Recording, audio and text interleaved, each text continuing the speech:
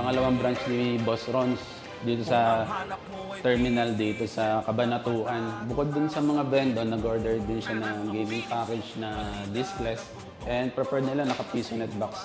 Hulog-hulog lang ng barya yung mga bata dito. For gaming to, Ryzen ang laman nito.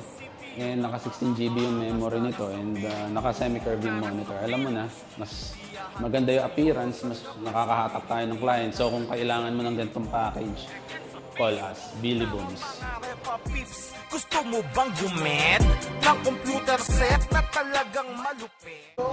Ito si Boss Ren, siya co-owner nitong Chase Gaming Hub. Invite mo sila pati dito sa billiards natin. Ayan, mga taga-Cabanatueño na gustong maglibang at mag-chill.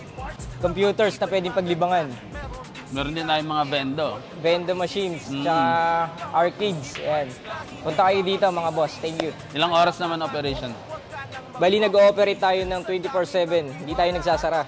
Ayan, narinig nyo ha. 24/7. Sarahan dito sa Central. Punta tayo anytime. Luwaan, pag sinabing Billy Booms, computer sa kalam. Kung ang hanap mo ay PC set na panalo, tara sa Billy Booms. Tara sa Billy Booms.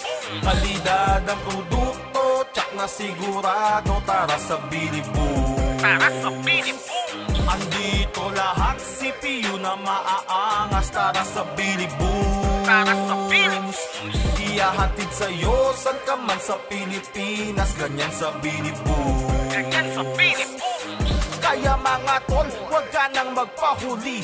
Sa daming nagtiwala at ang daming bumili, ay walang binigo, di magiging luwaan. Pag sinabing Billy Booms, computer sa kalam.